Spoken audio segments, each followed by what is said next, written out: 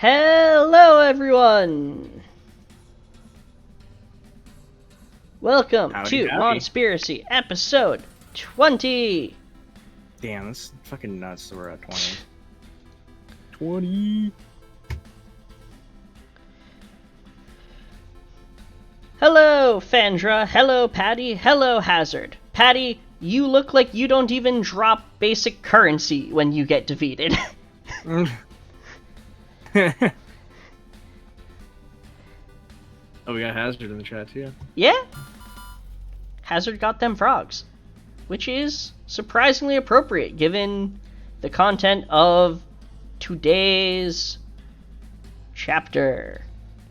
Which I would love to look at if my computer would give back my cursor. Gesh, please, Please, I beg you, let me have my cursor back.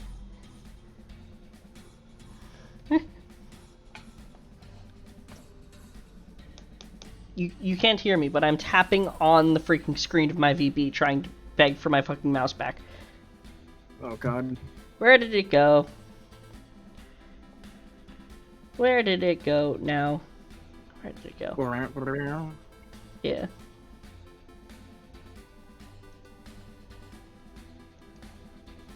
It's not over here. Where is my fucking cursor? We'll be back right after these messages, folks. And now, a word from our sponsor, if we had one.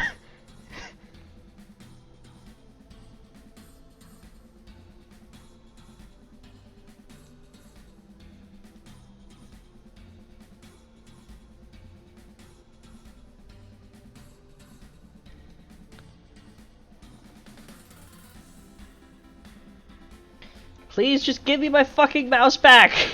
It never takes this long to come back before! What is the problem? Okay, fuck it. I'm waking up my Digimon. Yes, Gesh, I understand that you're sad, but please... I understand that you're not happy right now because the bracelet is off my arm. Please, give me my fucking mouse back! So glad I don't stream on YouTube, otherwise I would never have any chance at monetization. Oh god. Okay, I'm going to mute my mic for a second and go underneath my desk to see if unplugging and replugging my mouse in gives me my cursor back. Okay. I thought you were gonna say just start I thought you were gonna say you're just gonna mute yourself so you can start cursing, and I was like, valid. You know what? That too. Fuck.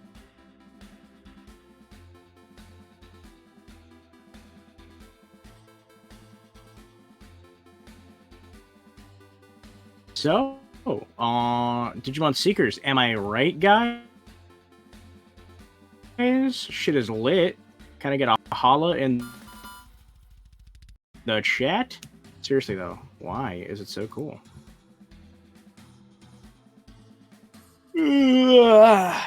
Sorry. My body's still acclimating to, not having a whole hour's worth of sleep. Anyway, yeah, so Let's far... fucking go! I got it! Thank God. Have my fucking cursor back. Seek these nuts.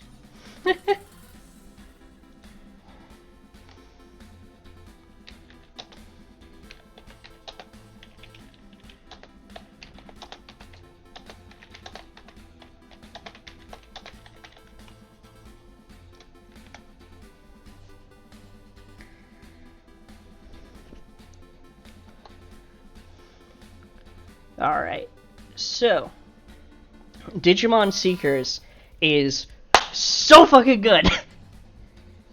Like, I raised... Like, I need to explain how much Seekers in and of itself has invigorated me. I saw Cargo Dramon and, that pack of Espimon in the fucking trailer that dropped the other day for Chapter 1.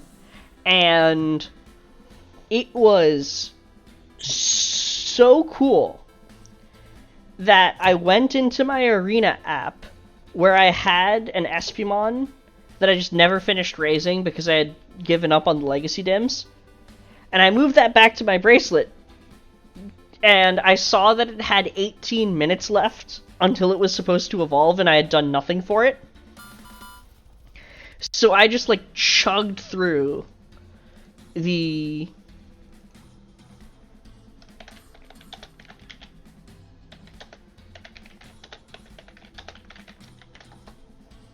I just chugged through the requirements for Hover Espimon, because I was looking into it, and, Hover Espimon is literally just more powerful Espimon.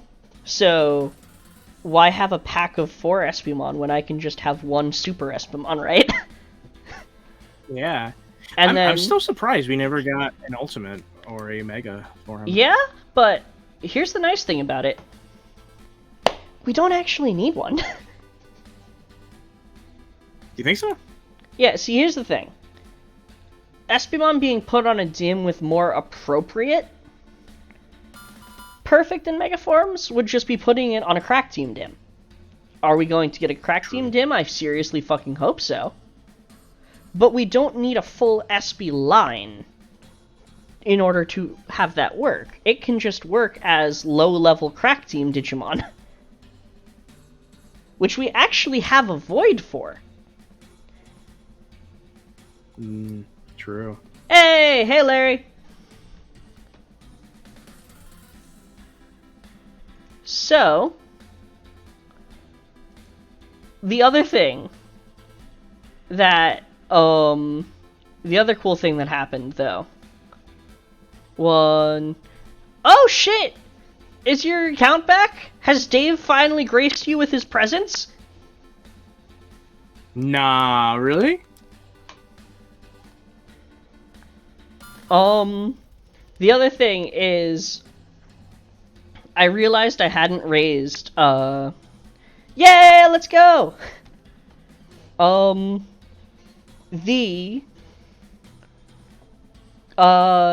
realized with Cargo Dramon that I hadn't actually raised a Grand Locomon on the BE side yet. But I didn't want to wait that long.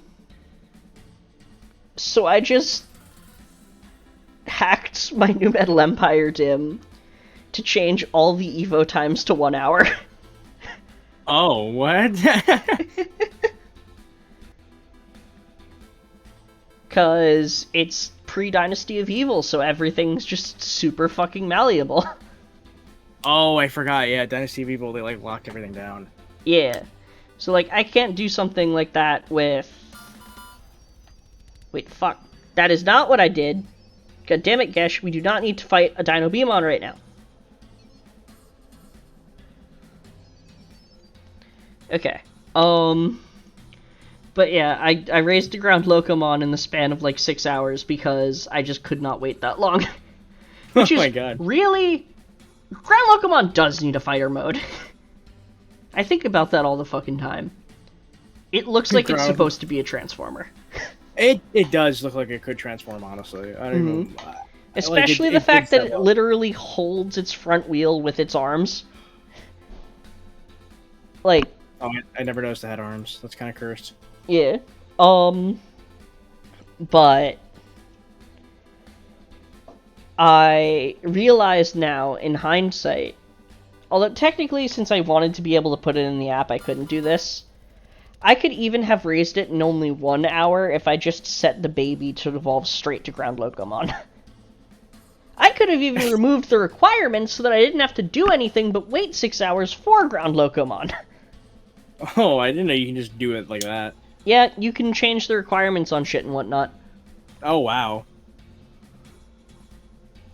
And it still registers as the correct Digimon? Yep, because the only thing that the app is checking now is DIM ID and character slot.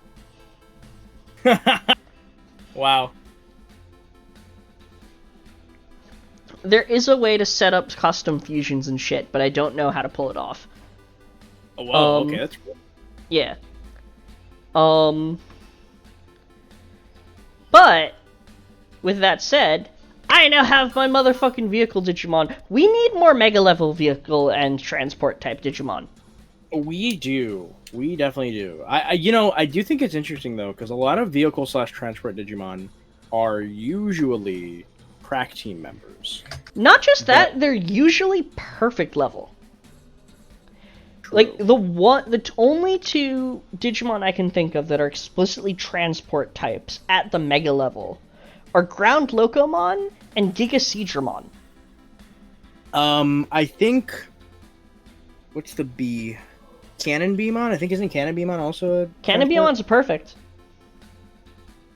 Oh, fuck, you're right. Oh my god.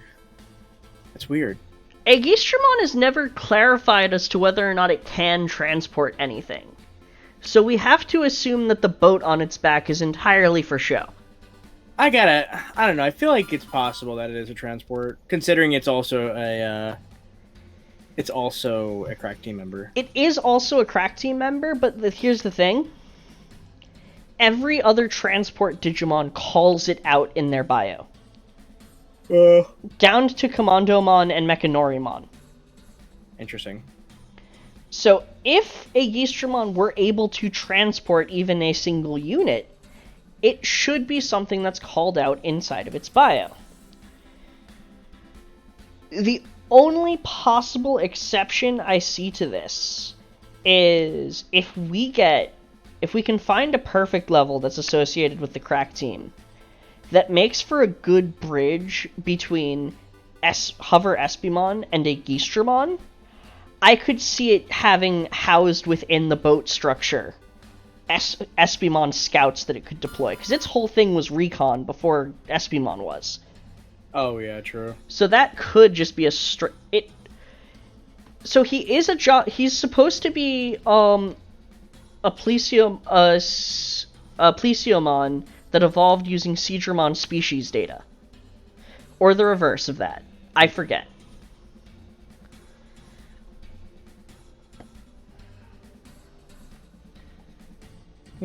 Yeah. Seedramon data, that's interesting.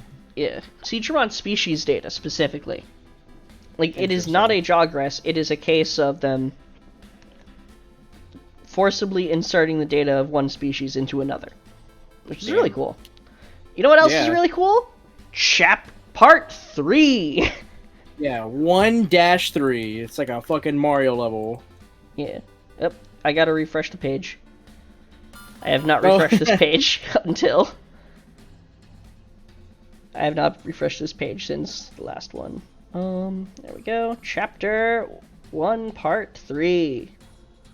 Pissmon? I don't even know that reference. Who the hell's Pissmon? Is that the yellow X3? Like a shiny Plesiomon?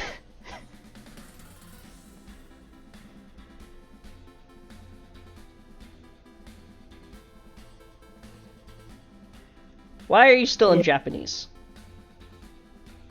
Wait, what? That's weird. What's going on here?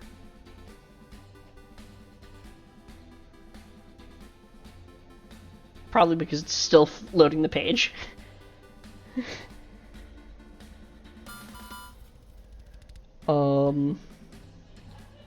Yeah.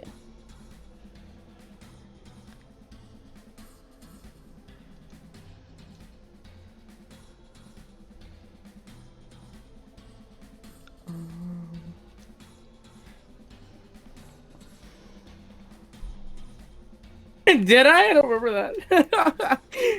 I called it Pissmon by accident, apparently.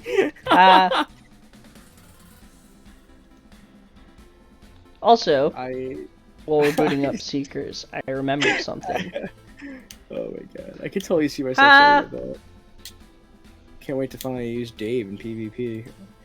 Don't do that, because then there's gonna have to be another emergency fucking, Listen, you can't use Digimon like Dave in PvP, because Digimon like Dave in PvP will do things like my old DMX Alphamon did to Xanadu. Oh my god, I wish I recorded that. That was like literally like some anime shit. It was! It's like, oh, my device is frozen. And then it fried my decom, and I was just like, And it was only that Alphamon too. It was only that Alphamon. Do you still have that Alphamon? Nah, that Alphamon died, and it never did that again, I think. Damn, we eventually figured out what it might have been, but in other news, before we get to Seekers, I was talking to you guys about this yesterday. But behold, egg. Yes. Egg Amon. Yeah. So this is so I was talking to you guys before about the research I was doing into the development of a Digimental that would allow Dinobemon to jump straight to Paladin mode regardless of the situation. And I got a commission from... Hold on. Let me grab my phone so I can actually pull this up properly and say his name correctly. And then I'll also send it in the actual chat and like pin it.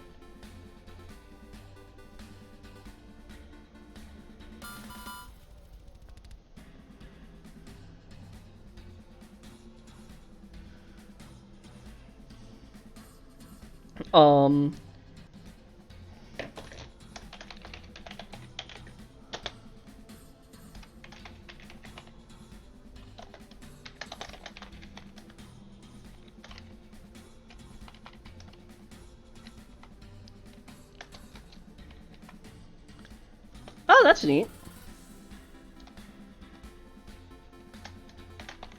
What? Larry says that Persona 5's PS4 DLC is now free for some reason. Oh yeah. I know at least with the newer ports, like it comes with all the DLC like included for free, which is fucking asinine. Because that's a lot of DLC.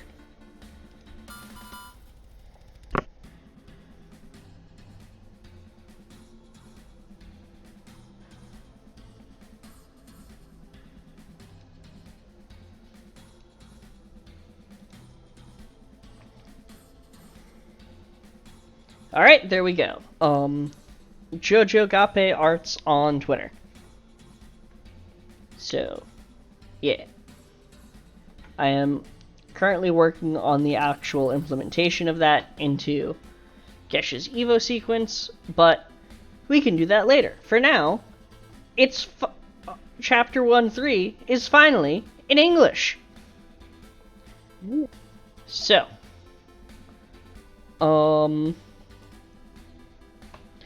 a sea of networks, a domed theater. In front of Eiji, who stands in the center, is the projection of a schematic diagram constructed with wireframes. The World Web, floating in the waves, are servers of nations, corporations, research institutes, etc. These servers are represented as floating islands or ships. The user dives into the ocean of the network. In the deep sea region, a completely different world unfolds in front of them. The digital world. The Dome Theater plays a voice-guided tour. A wireframe schematic diagram is rendered three-dimensionally and vividly colored. It is a world different from our world, the real world. It is said to be a cyberspace that exists on a digital network. The other world, the digital world, stretches out beyond the sea of the network. Scenic beauty. The picture quality is poor, but is a beautiful wilderness. It's like the environmental images seen in the entrance lobby. Inhabiting this digital world is this. The data becomes three-dimensional. Hololization. This is a technology initiated by the university to put to practical use by AE. This technology is also applied to the 3D digital signage seen in the city. A digital monster, a Digimon. Something is hololized. At first glance, it looks Sorry. At first glance, it looks like a frog? It is a tadpole on the verge of becoming a frog, with its tail still attached. It is green like a watermelon with black stripes. It is characterized by its mohawk-like dorsal fins, claws on its arms and legs, and exaggerated fangs. Betamon, child, amphibian, virus type. The frog-like data is displayed. A Digimon is an information life form living in the digital world, a living AI. It's something you won't find in any textbook. A living AI? Digimon are made up of a variety of motifs, fish, amphibians, reptiles, mammals, plants, insects, crustaceans, mollusks, machine, chemical phenomena, and other phenomena, as well as 8 million gods, Buddha, and demons, all of which holographically appear one after another. Oh my god. The discovery of the digital world and the history of its research. What are Digimon? Digital monsters. Digimon are the champions. Digimon evolution. Baby, child, adult, perfect, and ultimate form. These are the 3 basic attributes of Digimon classification. The explanation of the hololized Digimon is followed by a presentation showing images of the Digimon. That's the object I saw in the lobby. A 3-colored laser beam is emitted from the object, repeatedly illuminating Eiji, who stands in the center of the Dome Theater, in total awe of what he's seeing. The 3 attributes that form the basis of Digimon taxonomy, virus, data, and vaccine, are the motifs for the 3 types of Digimon. Ryusenji explains. Digimon are the fruit of contact with the digital world, a new world on the network that has helped prop up humanity. Digimon have revolutionized human society. The use and application of Digimon as AI tools has led to remarkable discoveries in areas such as software development, cryptographic security, and AI drug discovery. However, it is still a secret of mankind. Most of the world's people still do not even know that the digital world exists. Suddenly, the image is disrupted. The Dome Theater vibrates. And even if they did, they wouldn't understand it anyway. The tone of the dialogue changes. It sounds like it's being processed by a machine. There is good and bad. Digimon can be misused as tools of cyber-terrorism. These misuses are so-called Digimon crimes. The scene of the video suddenly jumped to the real world. We find ourselves in the passenger cabin of an airliner? Wings can be seen outside the window. The plane is flying above the clouds at nights, and the roar of the jet engines is audible. One of the passengers is filming the cabin with his smartphone. Sleeping on the other side of the plane, covered with a blanket, is the photographer's wife, lover, or daughter. Boom! A realistic wind noise deafens Eiji. The world is flooded with noise, and then silence. Without warning, vision goes dark, the angle of the image is disturbed, an alert. An oxygen mask comes down in the cabin, screams, confusions. Eiji averts his eyes. Yep. Hold on. He can't watch anymore, but there is also nothing he can do. The airliner suddenly drops its nose and crashes headlong out of the clouds at an altitude of more than 30,000 feet.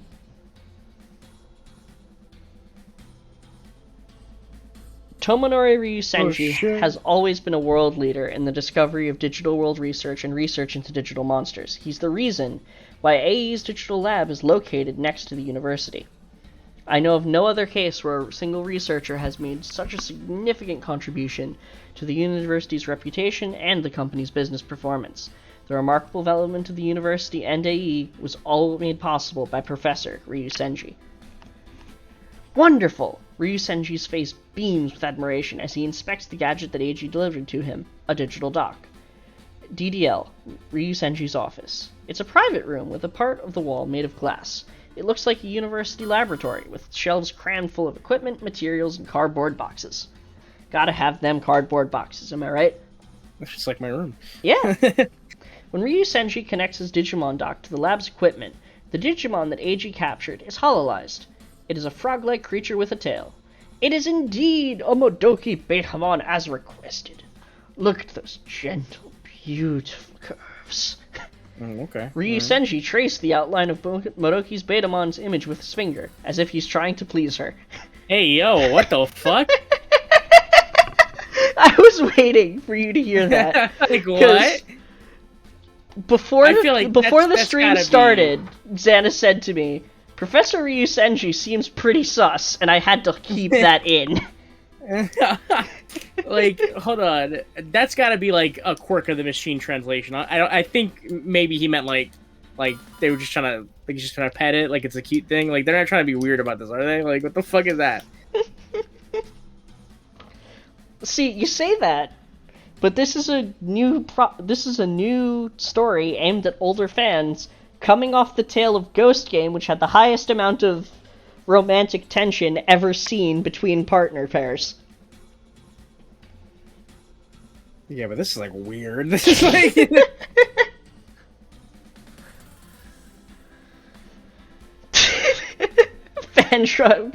Fandra being like, did you just gender the Digimon? yeah, I think he's trying to pet like a dog too, but like again, what the fuck? Yeah, and since That is a child. Betamon is an amphibian Digimon, which means Professor Ryu Senji is a slimy confirmed. Oh god. Yeah. Larry out here defending the McCrackmon episode. Alright. Among the data found in the unknown digital world, this digital monster, or Digimon, an AI program, is sold at a high price on the grim market due to its convenience, scalability, and rarity. It took 3 Tyrannomon to capture that one! Eiji makes his appeal as he sets his bag down on his work desk. They're not in D4, so he's had his personal belongings returned to him. Wow, sounds tough. Betamon have a habit of throwing their dorsal fins when they're in trouble. When it comes to Madoki Betamon, a shockwave is emitted from the dorsal fin. Eiji's Tyrannomon number 3, which was used for capture, was killed by its blade fin technique. I'm holding out right here. Technically, McCrackmon is a perfect, not an adult. But to comment on this, imagine being such a bad tamer that not only do you end up it's one thing if your Tyrannomon loses to a rookie stage Digimon. That happens sometimes. Sometimes a rookie gets lucky. But dies to one? How bad at taming are you? I think Edgy's a pretty shitty tamer, to be honest. I think Edgy's a pretty shitty tamer. I'm pretty sure Tyrannomon's the default champion. Like, he's not, like, there's no requirements needed for him. Oh yeah, I can confirm that. On the Nature Genome Accelerator, Tyrannomon is the default champion. Yeah, so it's the default champion, so, like, he didn't really, Not to mention the fact that he bought it. That too, yeah. And also, like, he mentioned, like, not feeding them unless they got the Digimon, so they're probably low on hearts, too. Yeah. But yeah, goddamn, Edgy sucks. Yeah.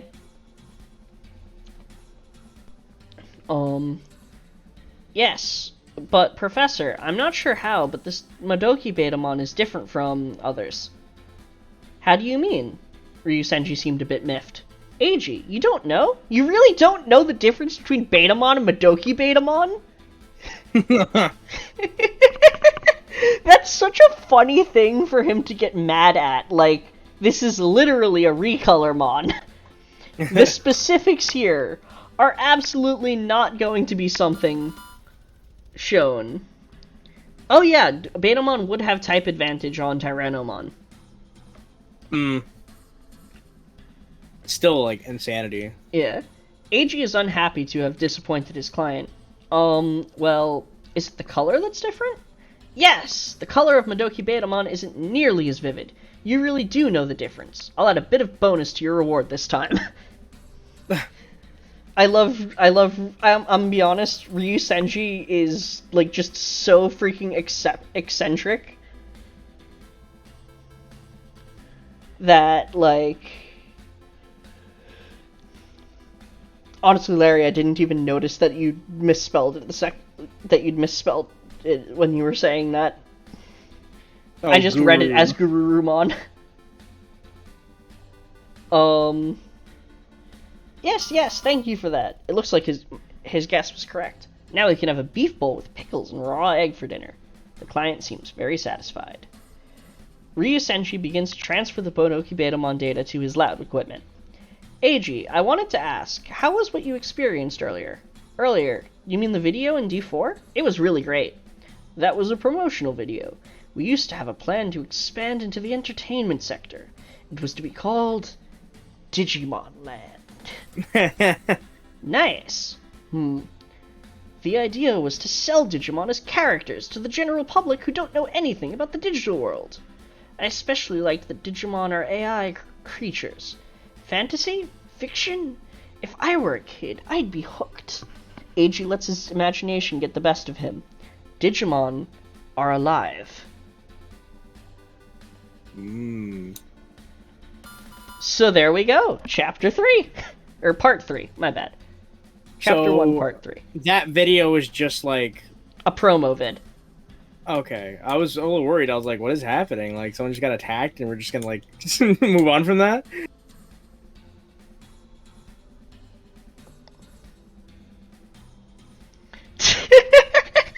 Look, if there's a Digimon land, then there's a Florida Digimon world. Oh god. I'm pretty sure Digipark. I think that was the joke. I think it's supposed to be like a Jurassic Park kind of reference. Yeah, probably. What I'm thinking is that like I'm wondering how this is working like lore wise. Like does this is this completely separate from everything before? Like has anything from the VPET lore happened in this world yet or ever happened? And does Digimon exist as like a franchise? I'm assuming so. I think that what's going on, I think the main difference in terms of this versus reality is Abaddon Electronics is kind of our Bandai stand-in.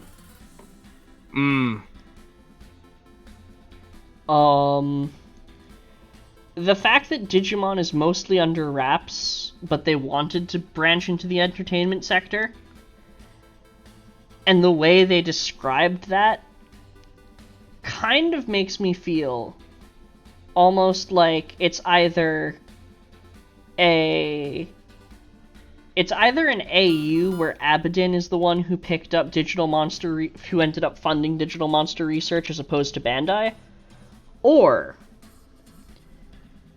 it is, and like because of that they didn't really branch into selling Digital docs as like virtual pets, but they still developed along a similar path, so the docs like AG's Accelerator do exist.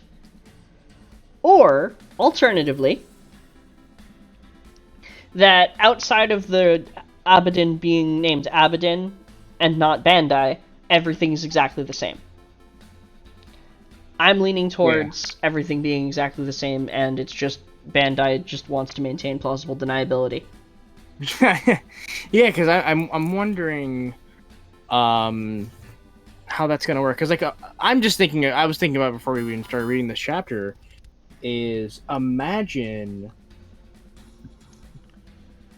if like everything that happened in the X Saga is canon to Seekers.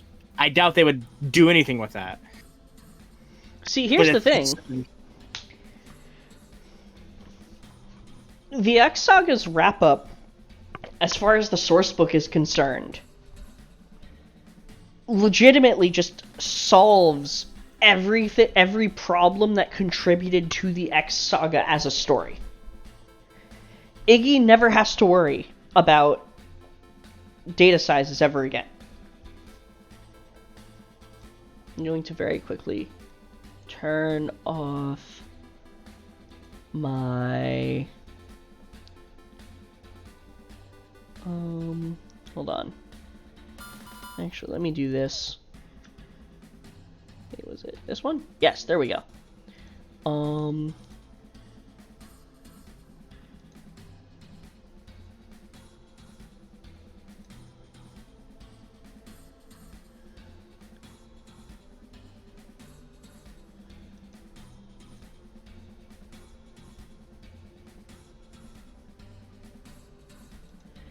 Okay. Alright, cool. I can turn off my camera and just have my mouth move because of my mic. Awesome. That means I can pace around. It's pacing time. It is pacing time. We're getting serious. Okay, so. The cool thing about what we've got going on here is that the what's the word I'm looking for? So the setup, if the setup is going straight off of the source book, like everything in the source book is true here, Yeah. then they can literally run it without ever touching the X Saga, and we can just assume that the X Saga is canon. Simply because the X Saga probably would not have an effect on whether or not things go down here. But, True. By virtue of that, we don't need to worry about, like, because it would have no bearing, there's no reason for it not to be canon. Also true. Especially because we're talking about a world where Iggy is open source. That means that Iggy never has to worry about running out of space again. And groups outside of our usual Bandai dock makers can be researching Digimon anyway. Right now, true. Abaddon is the lead researchers in the field, but they might be competitors for this version of Bandai. They might be Bandai. It's not clear, but the fact that Digimon as a whole are concepts that people are, the fact that Digimon as a whole aren't well known and properly understood, but are something that people have access to. If you people might have a passing concept of what a digital monster is because of a virtual pet they had as a kid or something, but they won't know what it truly was, is basically the setup here. And I like that because it's V-Tamer again.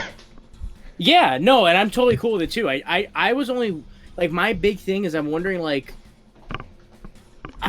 how this is gonna handle two things: dim cards in the digital world, because we haven't seen. I'm assuming he's gonna get his linker in the next chapter or the next part, but I'm wondering how the dim cards are gonna work and how the mind link is gonna work, because it seems like they mind link and they're able to connect with their Digimon in the digital world, and then from there, that's where most of the conflict is gonna happen, I guess, or most of the fights. But I'm wondering if the dim cards are still what we theorized them to be, and what they ended up being in Ghost Game, which is an approximation of a field in the digital world. I think that they'll still be able to project environmental data for the Digimon, but not necessarily. What's the best word? So here's the thing. What we've been theorizing is that dim cards are Digimon capture data stored on a chip. You plug that chip into your bracelet, it loads the Digimon capture data. Yes. So, what ends up happening, essentially, is... And here's the thing. We actually kind of do know how they're going to work in that regard. In regards to Digimon capture data versus interacting with cyberspace of any kind. Because AG's Tyrannomon are inside of a virtual subway.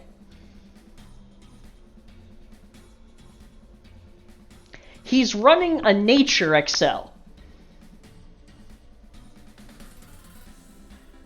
Last time I checked, subways are not nature. Yeah. Huh. Unless we're talking about the adventure digital world. Yeah, that's what I'm thinking. Maybe that's what they're going for. Because that's my thing. A lot of the promotional material so far has just been in that one area, which is I don't really know what to call it, but it's the background of the Lugomon Dim. Mm-hmm. I don't know. Let's call it Neo Impulse City for now. Yeah.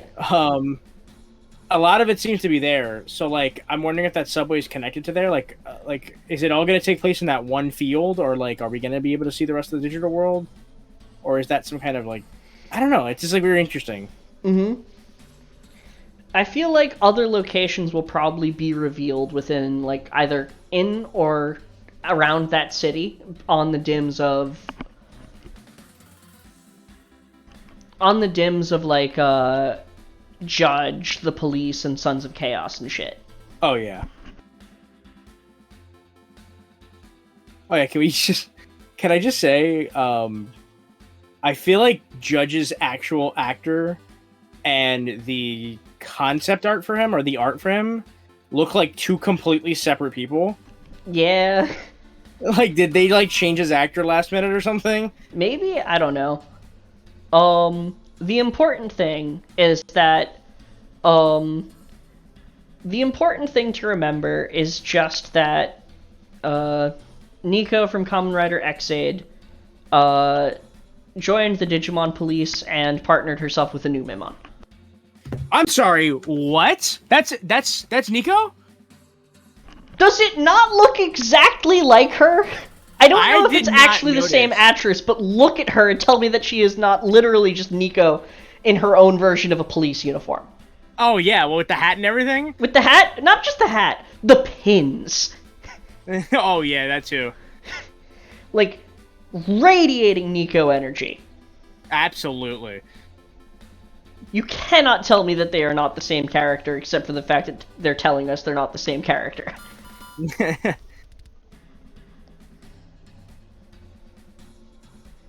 I'm still like beyond over the moon of the fact that her partner Digimon is a fucking Numemon. Like, let's that, fucking go! Like seeing her ride Numemon into battle, I'm like, we keep eating, man. Another trash queen. Let's go. Not just that. Not just seeing her ride Numemon into battle. The concept of riding Numemon into battle. Absolutely. Like, the concept alone is great, but, like, that absolutely fucking confirms that, like, they have to have just completely, like, one thing that's kind of been brought back a lot recently, what I really like, even in 1-1 for Seekers, is noise data.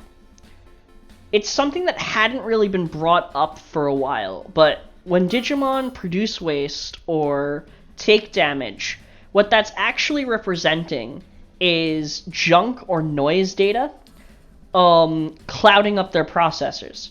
When they take a shit, they're removing noise data. Oh, so it's like repairing themselves.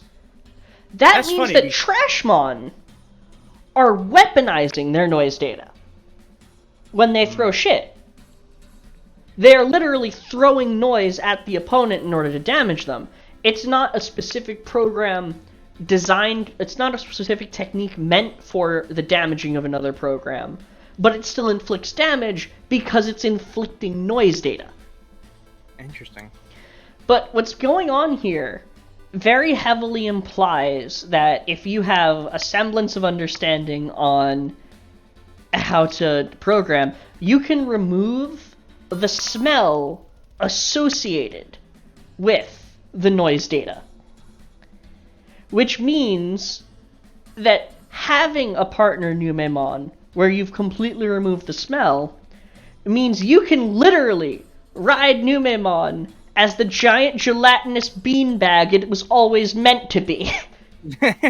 Either that or maybe she just doesn't mind the smell. Who knows? That's interesting you say that though, because it literally talked about how Eiji's Tyrannomon that had taken the hit from Madoki Betamon was inflicted with noise data. Like, it calls it noise when it gets damaged. Oh, I didn't notice that. Yeah. I think that's really funny because on the Data Squad Digivice, whenever they shit, they censored it into being noise data. Yeah, that was something I remembered hearing about that. I'm like, wow, a dub censor did something right? Yeah, I just thought it was some weird censorship. I had no idea that that's just canon, like what it's supposed to look like anyway. To be honest, the noise data, like I always thought, the noise data thing is actually what elevated Trashmons in my head from being haha funny joke to oh shit, that's actually pretty cool. Not only that, but like oh shit, these are dangerous. Yeah. Like, that's the funniest thing. Like I hope like That's my one thing. Like, they're always pinned as like the joke characters, but I think it'd be really interesting if we actually like go into how dangerous Trashmon actually are.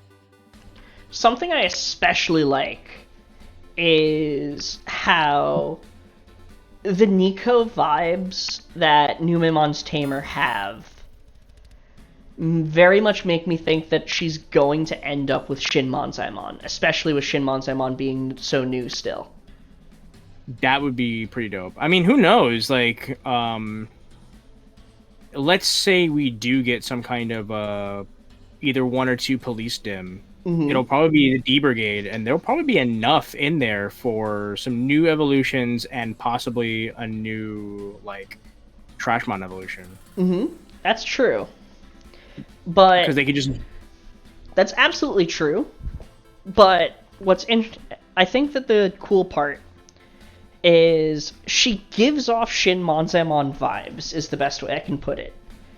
Like, I know we haven't met her yet, but like her design and the way that she acts in the trailer being so close to Numemon makes me feel like Shin Monzaimon would be the perfect megaform for her. Yeah. And the other cool thing is I'm just picturing that, and I really I just really like that idea, because the entire Trashmon modus operandi is in order to get them, you have to treat them like shit at first, and then you have to make up for it. and she already is showing a close bond with her Numemon by the fact that she's riding on its back. That like she absolutely is putting in the effort to get a Monzaimon. And I feel like Shin Monzaimon would be a perfect capstone regardless, because it puts on the more cutesy appearance to like make itself more friendly. But she's already willing to be friends with it because, despite its Numemon form. So the Shin Monzaimon form, where the Numemon is leaking out and kind of fused between what it wants to be and what it is just like perfect.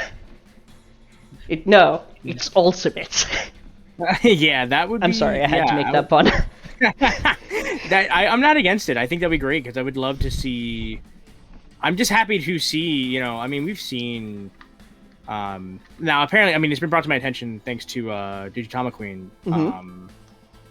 I forgot, because I was talking about, like, once I found out that she's another trash girl, I was trying to put together, like, a team of, like, trash users. And so, mm-hmm. There's her, there's Saki, and then there's that bitch from a Digimon World game who was partnered with who had the Numemon plushie. Well, there's also, what's his name from Cyber Sleuth? Arata? Yeah. Oh, yeah, I forgot the Diaboromon line technically counts.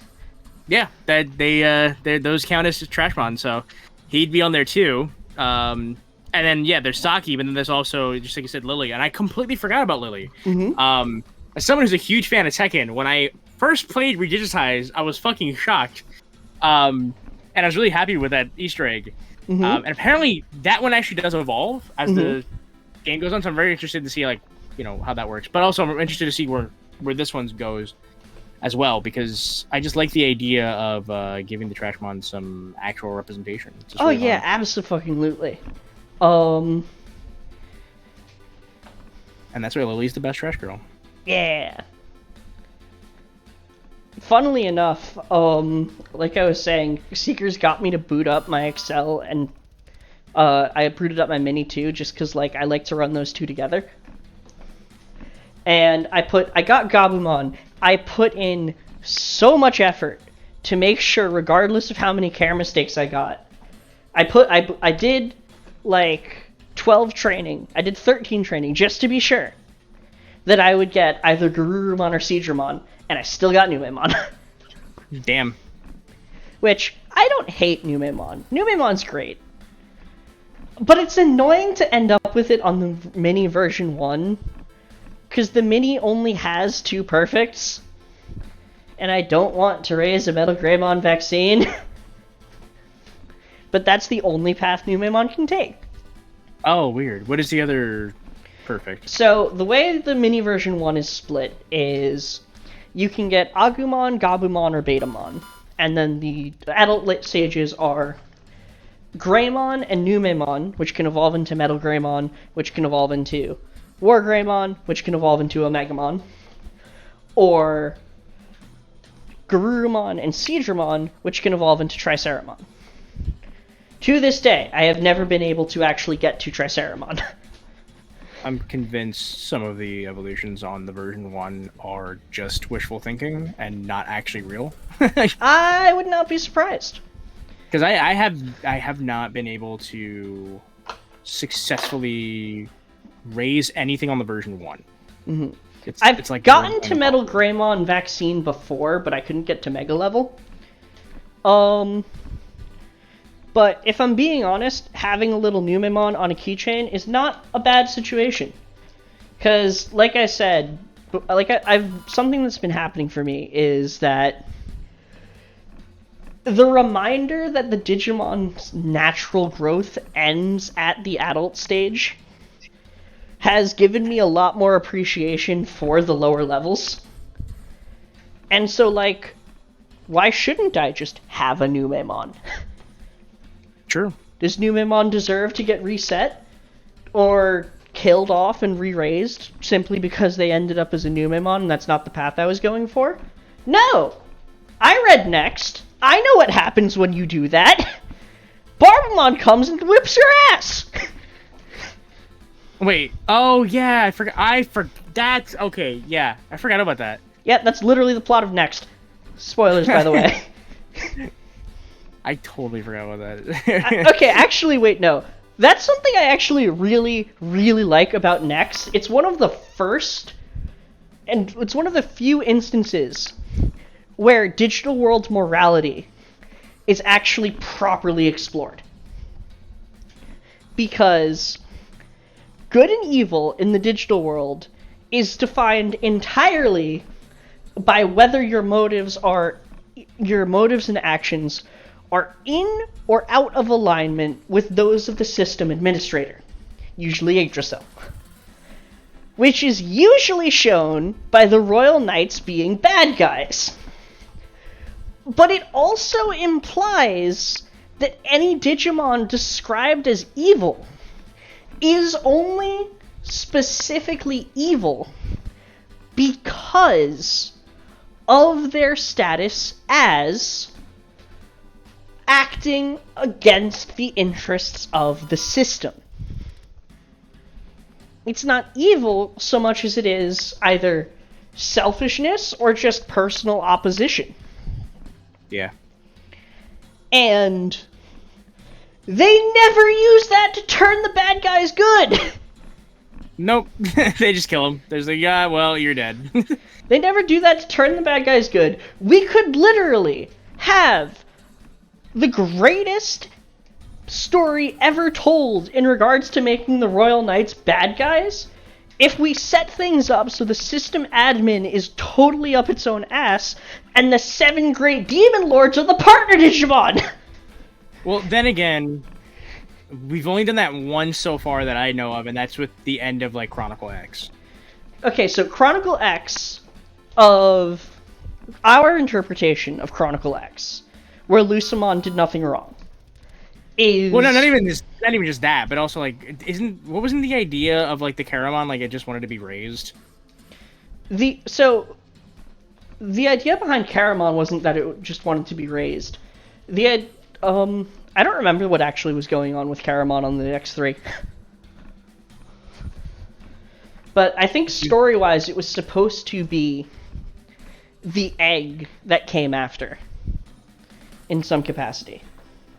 Hmm.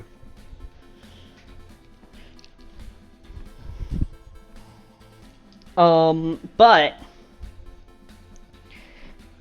the motivation for Barbamon in Next. Next likes to distinguish between natural and artificial Digimon. Natural Digimon are Digimon that are born within the digital world, whereas artificial Digimon are the ones spawned off of docks, using Digimon capture data. Barbamon is a artificial Digimon advocate who is trying to remove human interference from the digital world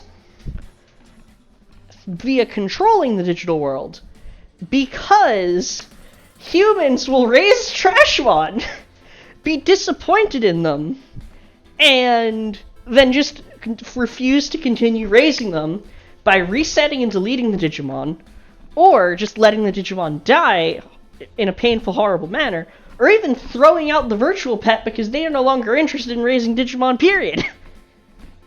And so Barbamon's like, dude, that shit's fucked! And so the final battle is the protagonist being like, yeah, but we care about our Digimon, though. We don't want to lose them. And Barbamon's like, ah, damn, you got me with the friendship, didn't you? You got me. You got me. You're too wholesome. I can't remove your Digimon from you. You're too good friends. It's literally the plot of Black and White, but better. Speaking of next, do you still have your all-black mini? You know it! What do you think that new Numemon is on? It's living like a fucking queen!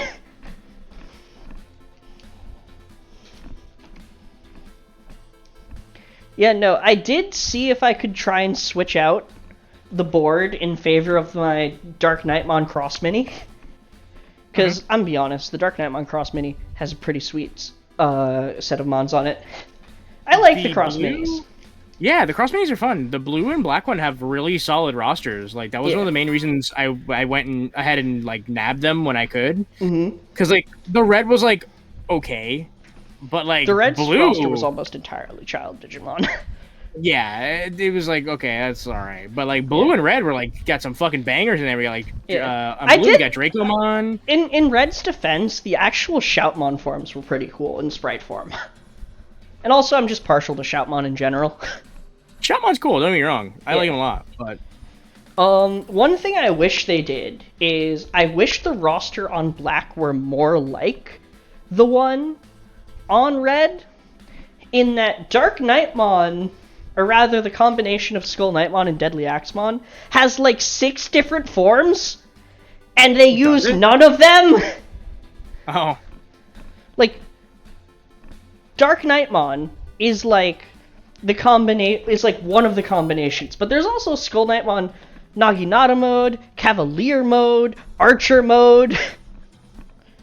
Not to mention the fact that they don't even give us the option for Damemon.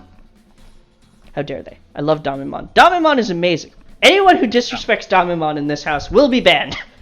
I love Damemon. Except Patty, because I know that now that I said that, Patty is absolutely going to disrespect Damemon. Oh, Belphemon and Lucemon are on the Cross Mini too? Oh, yeah. Belphemon and Lucemon are both high tier options for Dark Knightmon. Wow.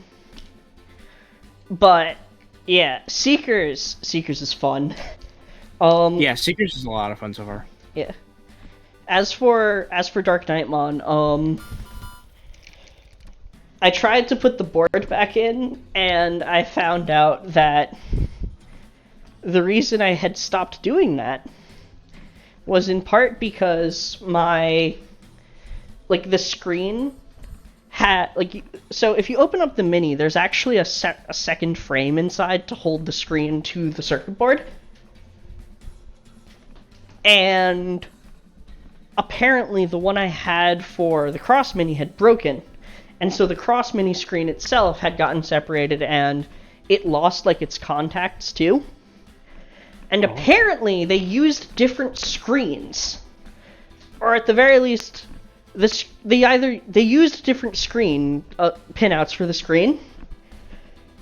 And so if I try to boot up the Dark Knightmon board on using the Cross Mini the regular mini screen, it comes up sideways, which wouldn't be a problem if it just normally came up sideways. Because then I could, hold it like a Tamagotchi, which would actually be pretty cool. But no, it comes up sideways and half broken. So I just can't use that board anymore. That's really strange. Yeah. So now the capture data inside of my all black mini is just doomed to be a Numemon forever. Which, I mean, doomed is not really the right word, but you get what I mean. There is no option other than Numemon because it's a version 1 mini.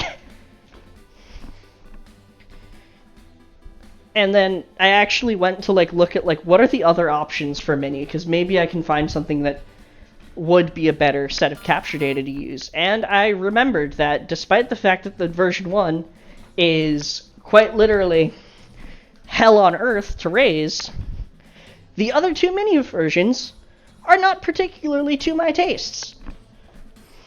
Oh, you don't like Tyrant Kabuterimon? I do like Tyrant Kabuterimon, but I think it was just pure Kabuterimon path, and I didn't want to go down that route. Actually, let me check.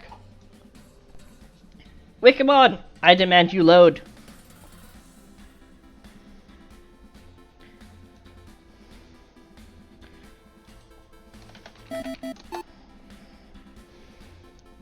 Larry Box. Want to hear a fun fact about Mega Man lore?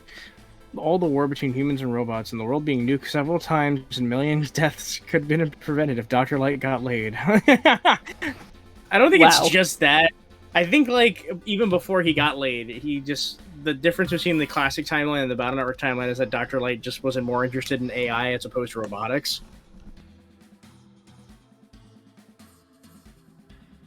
Which is kind of fucked up when you think about it. I am very excited. Has the Battle Network collection dropped yet? Nope, next week. Ooh. I'm very excited. Nice. Yeah, very, very excited. If it's next week... If it's next week, then I get paid again! Yeah, if you're thinking of getting it, try to pre-order it. If not, if you're getting it on Steam, you should be good. Okay. The pre-order bonuses aren't anything too crazy. It's just some cute little extras. Yeah. I'm fucking very excited for it. Right, yeah. So... Right, that's why. The regular mini rosters disappoint me slightly on account of the fact that, there's not really much in the way of options. Yeah. Oh look, it's standard Digimon. Minus the other half of Omegamon. Yeah, I can't not. And then the version 2 is just hey, we got you some nature spirits. Yeah. And then the version 3 is, hey, we got you some angels and demons. Yeah, the version 3, the version 3 must have not been planned.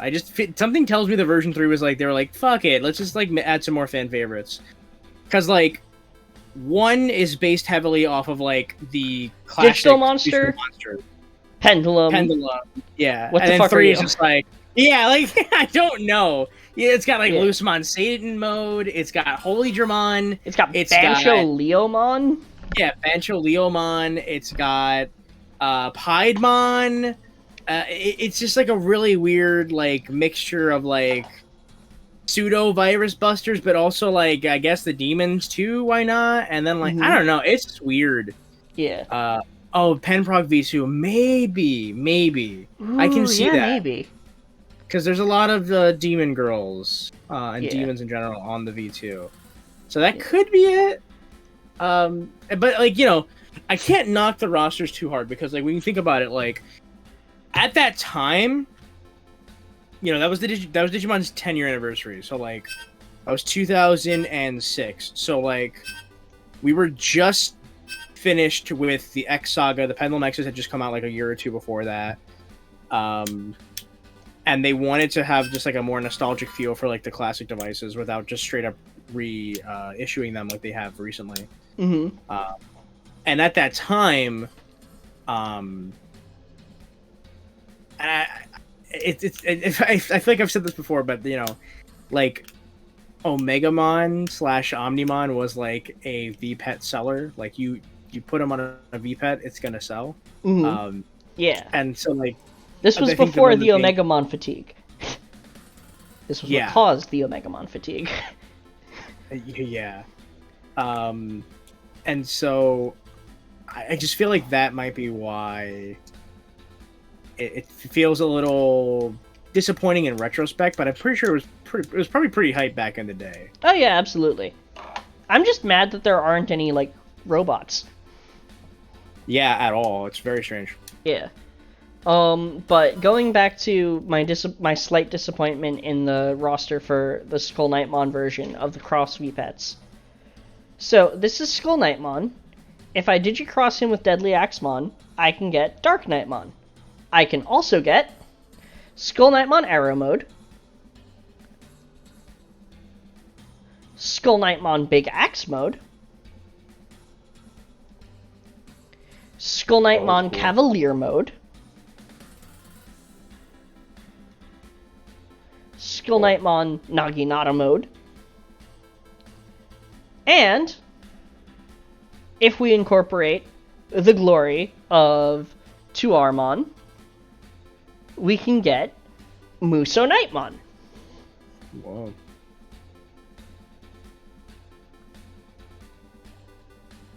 So why did none of these appear on on Skull Knightmon's Cross Mini?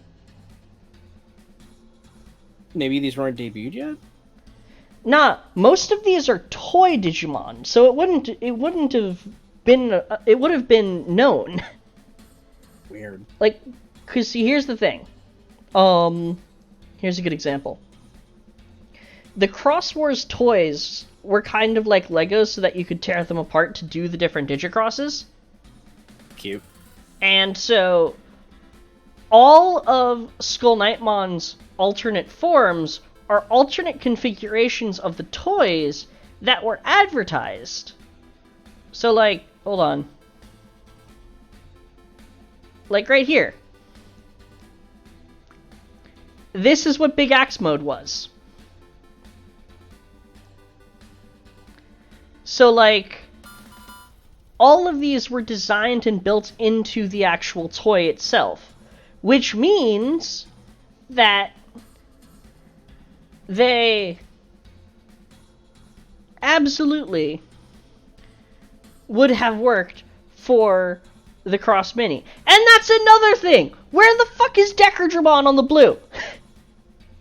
I'm still mad about how we have not seen Decardramon since Cross Wars.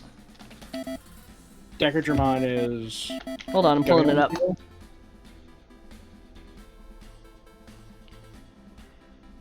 This is Decardramon.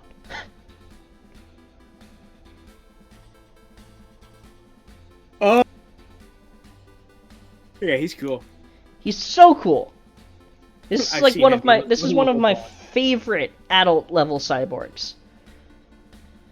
Especially because do we have... Okay, I'm going to have to find this. First off, it has a transport mode called float mode, so that it can carry things across water. I love that. And then... Also...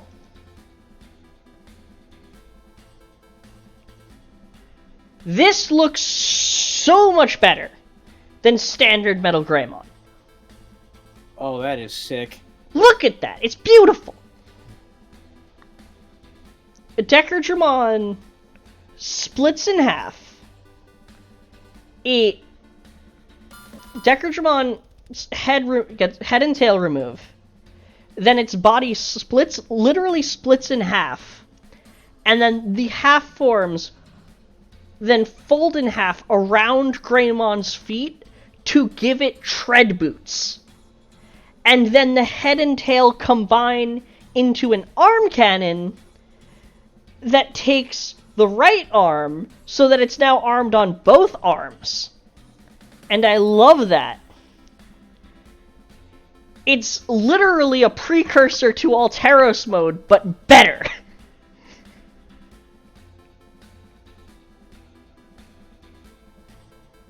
I wonder if this inspired that design. Maybe. But we need more of this.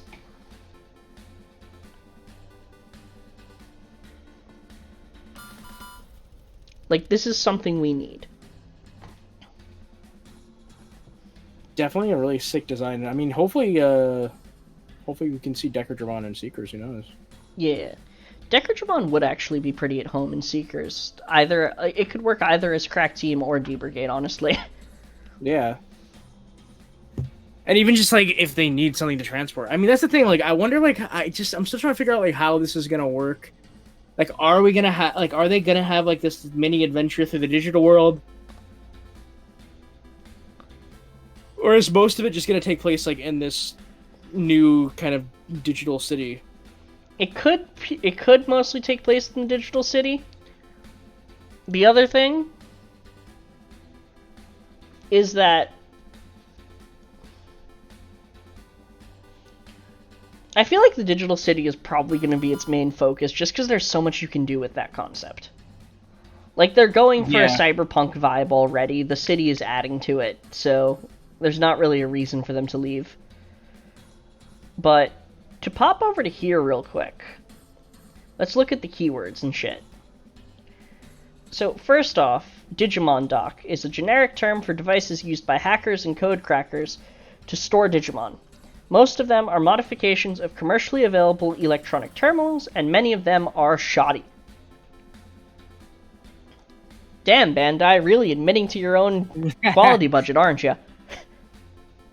They are also sold on the dark web, and the higher the quality, the higher the price. Damn, Bandai, you're really calling out the scalpers there, aren't you?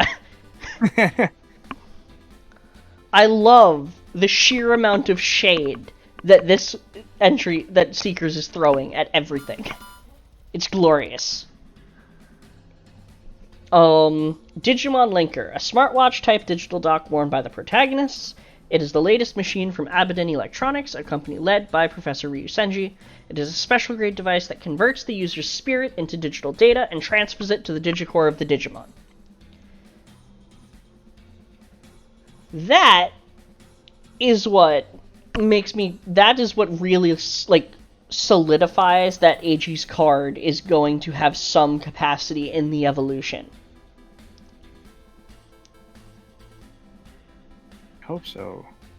And then we get Grim, which continues to be characterized as a fucking dumpster fire.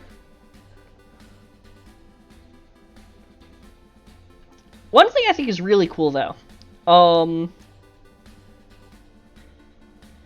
Literally, look right here. Deputy leader of the Digimon Crime Prevention Team. Passionate personality, says what she thinks straight out, and is even more outspoken. She is literally Nico! Everything about this person just says that this is what Nico decided to be when she grew up.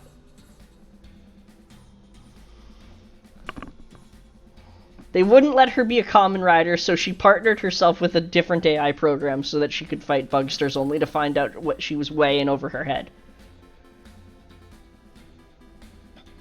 More interesting to me, though, is this one, Shu Yulin. She is the leader of the Digimon Crime Prevention Team. The Digimon unit used in Digipolice are tuned Digimon that she has captured and modified, and they have excellent performance. So, she is partnered with Numemon. She actually is responsible for the modified police variant Commandramon that we've seen. That's really interesting to me, because what they've got set up there is very much a scenario of you have... Well, let me go back to the main promo image. So, on the one side, you have more standard regular hackers like AG and Judge. Or I'm just gonna call them by their handles, like Fang and Judge, who they're partnered to a specific Digimon.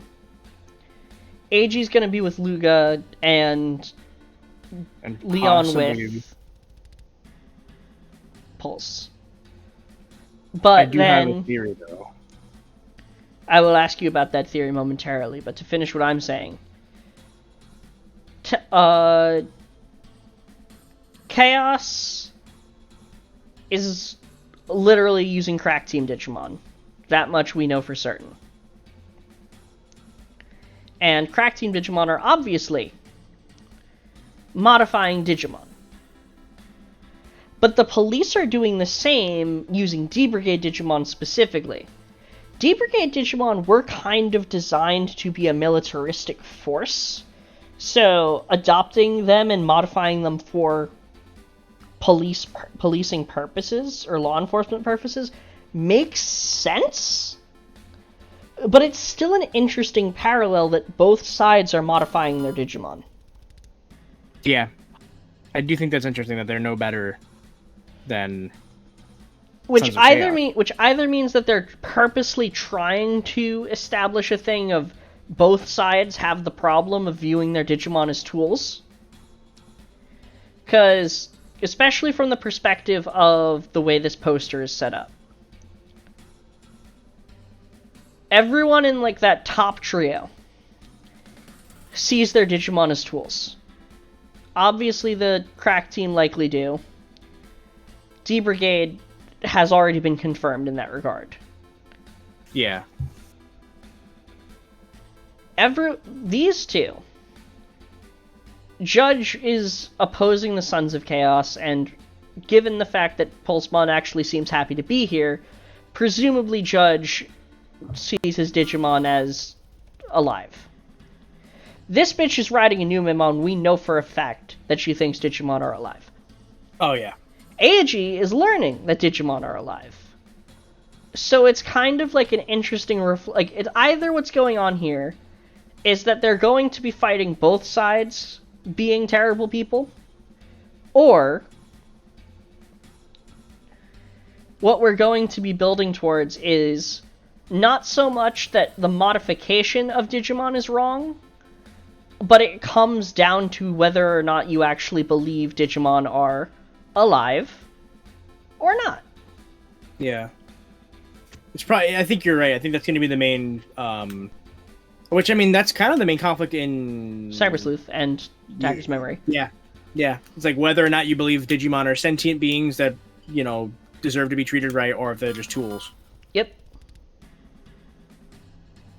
Also, Larry, I know the trash girl is on the police force, but your boy's joining the Sons of Chaos, and I implore all of you to join me as well. See, initially I was on your side that Sons of Chaos would be the most fun, but honestly, I'm starting to think Judge would be more my style. I was thinking about joining Judge too, but I want to be a bad boy. No. But see, Judge gives you the best of both worlds, because you're a bad boy on the run from the law, but you're also beating up terrible people. It means you're Spider-Man. True. But yeah. God, I love everything about this so much. Yeah. It's very exciting. It's extremely exciting. Oh, right, that's the thing that I wanted to mention. So, they tie back into literally... They're tying this into pretty much everything.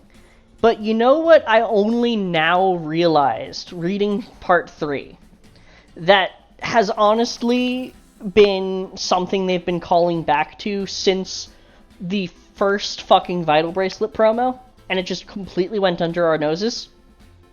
Oh, what? Hololize is a fucking Come On Digimon reference. Is it? The 3D visualization table. I've actually never read Come On Digimon, to be honest. Okay, hold on. I'll send you the manga page. Okay. Because I had sent it to Trax earlier.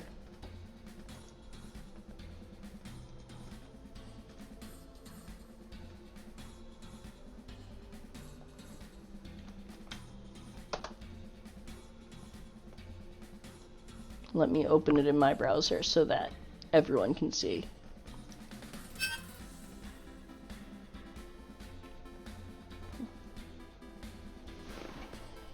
Oh shit.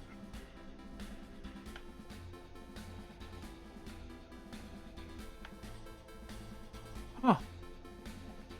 Well, I'll be damned. That's crazy. Yep. So, not only will this... So you connect your dock to the machine, and it will generate a 3D version of the Digimon on the dock. That is precisely what's going on in the story. They just have them built in to specific docks. Like, Ryu Senji has to hook up a brick to one of these, essentially, to show us Madoki Betamon. Yo. That's fucking crazy. The Vital Bracelets have been shown to do this, and more importantly, the plot of this manga actually involves, once they generate that 3D version, it actually involves them walking around in the real world doing actual training in order to train. Like running around with it and stuff. Oh shit. That's crazy. And on top of that, part of a key aspect of this manga is that the partner Digimon is either Bun or Bub. I forget what its name is, but it is a glitch monster. Oh, like Zero? Not like Zero, an actual glitch where it got stuck and cannot evolve past the child level. And in fact, if you look at it, it's in that kind of early V-Tamer style, and it's kind of hinted to be a weird, semi-evolution between Koromon and Agumon. Oh, I see it. Especially because this manga is so old it uses the prototype designs.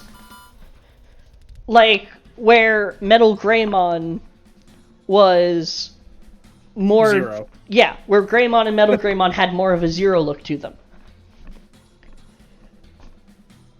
Which implies... think about it. Stuck at child level, partial evolution. That's the plot of Dreamers! Oh, duh! I am sorry. I didn't realize that. It's kind of crazy to me how, because I remember the Vital Brace team said they went as far back as possible, and they really fucking did, because, like, they just really just like, oh, hey, let's just do Come On Digimon. Holy shit.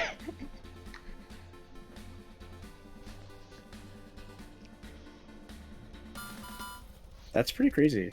How they were able to like seamlessly kind of like work that into not just the Vital Brace, but also Ghost Game, Dreamers, and now Seekers. And none of this is like new. None of it is new!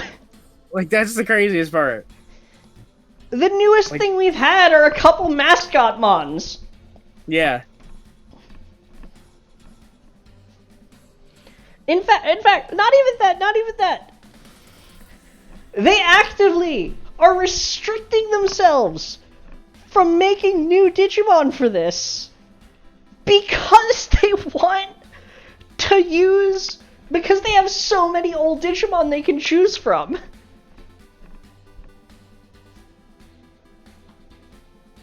Did they mention that? Or they don't want a lot of new Digimon? That's literally the basis behind the Vital Bracelet rosters. Oh. They explicitly stated how initially they were going to do all new Digimon, but they ended up only doing that for Impulse City because there are so many Digimon it'd be a shame not to use them. Oh, yeah, you're right. And wouldn't you know it, ever since the Vital Bracelet, everything we've gotten has been host to a plethora of callback and first time in animation mons. Yeah. And if I'm not mistaken, I think even they said like initially they just wanted it to be all new mons for Vital Brace, but then that is the exact line I'm talking about. Yeah, I think I read that where they were just like, I think wasn't it like I feel like they. It was in the video interview in that Digimon News Network video. Oh, okay. Because didn't they either ask people or people were just like, "You gotta, I want Agumon on the Battle Brace," and they're like, "Oh fuck." Yeah. I mean, hey, we were sitting here clamoring for Legend Arms Dims for the longest time. I mean, yeah, and I want Dorumon and Ryudon, so you got one out of two. You know, I'm all like, you know, don't get me wrong, I'm happy about like Impulse City and the Gamamon B Dim. Were like a dream come true because I did want like a dim with like all brand new Digimon. But at the same time, I mean, you know, like it's just fun to have fan favorites on a cool device like the Battle Brace. I'm gonna be honest, I really liked the Gamamon Legacy Dim because of the way it kind of interblended the new and the old. Oh yeah. But also, I'm still thinking about it. Like, now that I said it out loud, with Espimon and Hover Espimon, technically speaking, we have Crack Team Digimon at every level.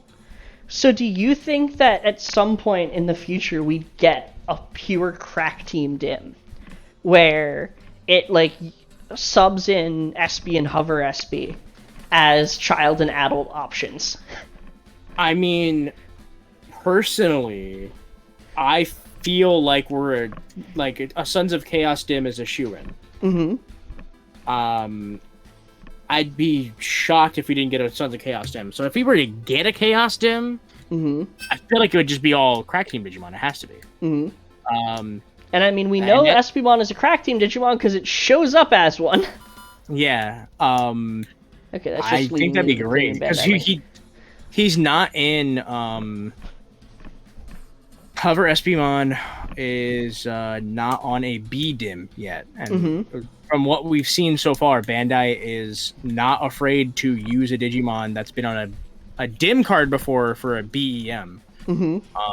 And considering the stat differences and everything, I don't really mind them doing that for some Digimon. Oh yeah, 100%. So if we don't see any new ones, and also, you know, I just realized this now that we're talking about it. Go back to the trailer. The police brigade, they pull up on a couple Espimon. That's literally why I went back and raised one. But like, that is probably like they probably pulled up on the Espimon because the Espimon are doing, or they're actively probably doing recon for the Crack Team. Exactly. So I think that's a shoot. I would like to see that. I think that's possible. Yeah, hold on. There we.